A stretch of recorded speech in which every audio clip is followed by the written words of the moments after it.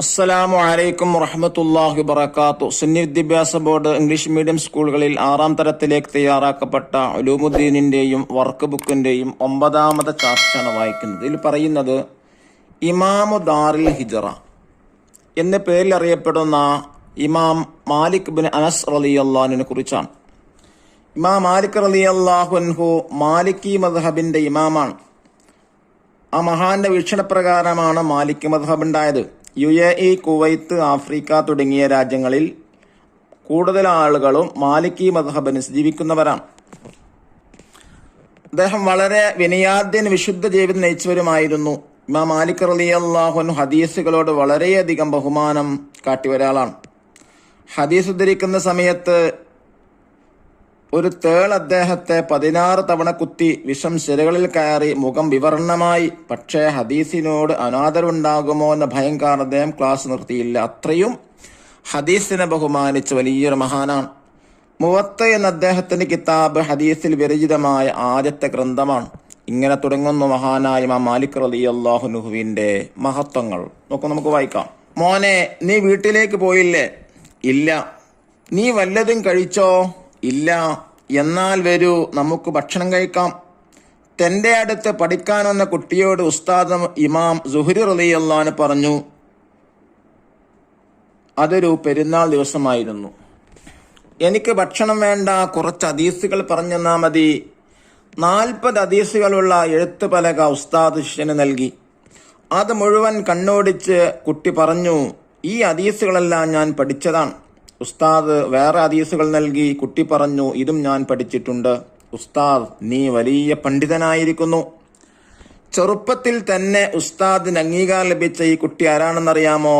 മഹാനായ ഇമാം മാലിക് ബിൻ അനസ് റളിയല്ലാഹു അൻഹു ആണ്. ഹിജ്റ 93-ൽ മദീനയിൽ ജനിച്ചു.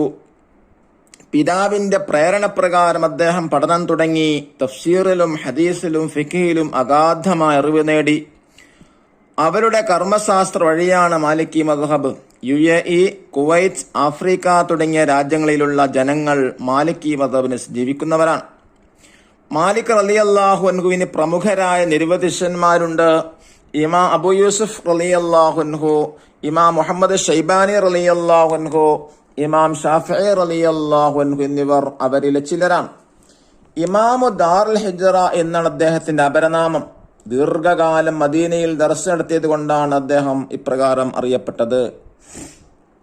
വിനയാന്വിതൻ വിശുദ്ധ ജീവിതം നയിച്ചവരുമായിരുന്നു ഇമാം മാലിക് റളിയല്ലാഹു അൻഹു. ഹദീസുകൾ അദ്ദേഹം വളരെയധികം ബഹുമാനിച്ചിരുന്നു. കുളിച്ച് വൃത്തിയായി മുന്തിയ വസ്ത്രം ധരിച്ച് സുഗന്ധം പൂശിയതിനു ശേഷം മാത്രമേ അദ്ദേഹം ഹദീസ് ഉദ്ധരിക്കാറുണ്ടായിരുന്നുള്ളൂ. അദ്ദേഹം നടന്നുകൊണ്ട് ഹദീസ് ഉദ്ധരിക്കാറില്ല. ഒരിക്കൽ ഹദീസ് ക്ലാസ് എടുത്തുകൊണ്ടിരിക്കുമ്പോൾ ഒരു തേൾ അദ്ദേഹത്തെ 16 തവണ കുത്തി വിഷം സിരകളിൽ കയറി മുഖം വിവർണമായി. പക്ഷേ ഹദീസിനോട് അനാദരവുണ്ടാകുമോ എന്ന ഭയം കാരണം അദ്ദേഹം ക്ലാസ് നിർത്തിയില്ല. മുവത്ത എന്ന അദ്ദേഹത്തിന്റെ കിതാബ് ഹദീസിൽ വിരചിതമായ ആദ്യത്തെ ഗ്രന്ഥമാണ്. അറിവ് പഠിക്കാൻ ഒട്ടകപ്പുറത്തേറി ആളുകൾ സഞ്ചരിക്കും. അന്ന് മദീനയിലുള്ള പണ്ഡിതനേക്കാൾ അറിവുള്ള ഒരാളെയും അവർ കണ്ടെത്തുകയില്ല എന്ന ഹദീസിലെ പണ്ഡിതൻ ഇമാം മാലിക് റളിയല്ലാഹു അൻഹു ആണെന്ന് സുഫ്യാൻ ഇബ്നു ഉയൈന റളിയല്ലാഹു അൻഹു പറഞ്ഞിട്ടുണ്ട്. ഹിജ്റ 179 റബീഉൽ അവ്വലിൽ ഇമാം മാലിക് റളിയല്ലാഹു അൻഹു വഫാത്തായി. ജന്നത്തുൽ ബഖീയിൽ അവർ അന്ത്യവിശ്രമം കൊള്ളുന്നു. ഇനി നോക്കൂ, നഖ്റു വ നഫ്ഹം. ശിഷ്യൻ, സ്റ്റുഡന്റ്. പലക, പ്ലാങ്ക്. കണ്ണോടിച്ചു, വെൻ ത്രൂ. അംഗീകാരം, റെക്കഗ്നേഷൻ. പ്രേരണ, അർച്ച്. അഗാധമായ, ഡീപ്പ്. വിനയം, ഹംബിൾ. ഉദ്ധരിക്കുക, റിപ്പോർട്ട്. കുത്തി, സ്ട്രെങ്. ശിര, വെയിൻ. വിരചിതമായ, റിട്ടൺ. വിവർണമായ, ഫെയ്ഡഡ്. അനാദരവ്, ഡിറസ്പെക്ട്. ഒട്ടകപ്പുറത്തേറി, മൗണ്ടഡ് ഓൺ camel. കർമ്മശാസ്ത്രം, ജുറിസ്പ്രുഡൻസ്. അപരനാമം, ആട്രിബ്യൂട്ടഡ് നെയിം. ദാറുൽ ഹിജ്റ എന്നാൽ എന്താ? മദീന. ഇമാം സുഹരി, ഇമാം മാലിക് റളിയല്ലാഹു അൻഹു ഉസ്താദ്. ഹൃദയസ്ഥമാക്കുക, മനഃപ്പാടമാക്കുക.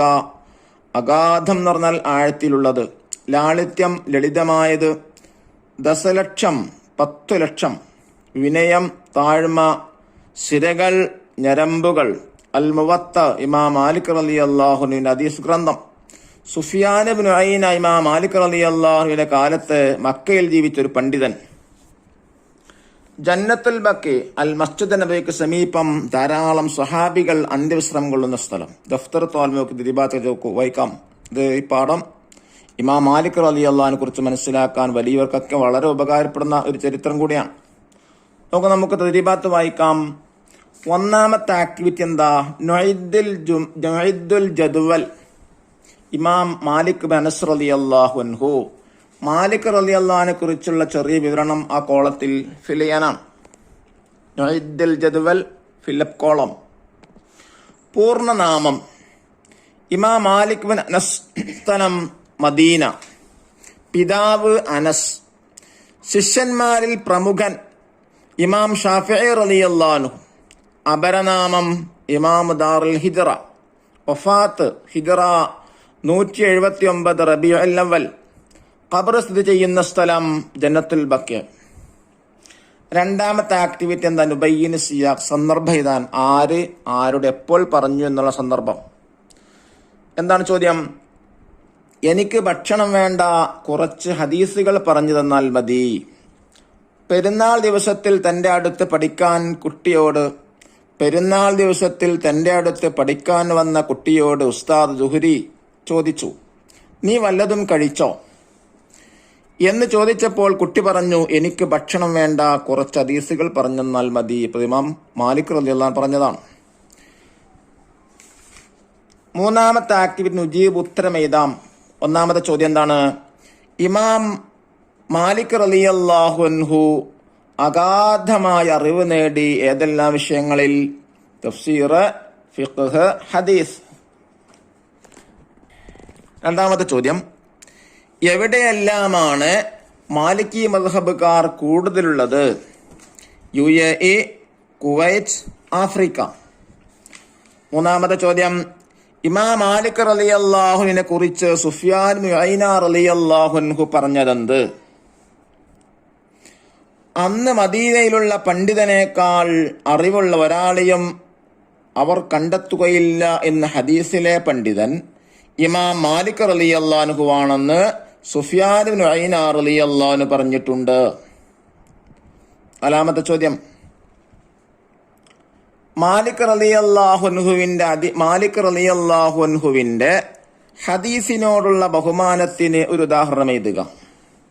ഒരിക്കൽ ഹദീസ് ക്ലാസ് എടുത്തുകൊണ്ടിരിക്കുമ്പോൾ ഒരു തേൾ അദ്ദേഹത്തെ 16 തവണ കുത്തി. വിഷം സിരകളിൽ കയറി മുഖം വിവരണമായി അദ്ദേഹം ക്ലാസ് നിർത്തിയില്ല. അഞ്ചാമത്തെ ക്വസ്റ്റ്യൻ, ഇമാം മാലിക് റളിയല്ലാഹു അൻഹു ഹദീസ് ഉദ്ധരിച്ചത് എങ്ങനെയായിരുന്നു?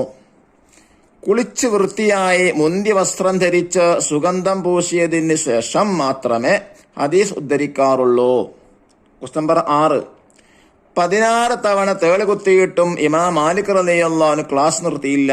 കാരണം ഹദീസിനോട് അനാദരവുണ്ടാകുമോ എന്ന ഭയം കാരണം അദ്ദേഹം ക്ലാസ് നിർത്തിയില്ല.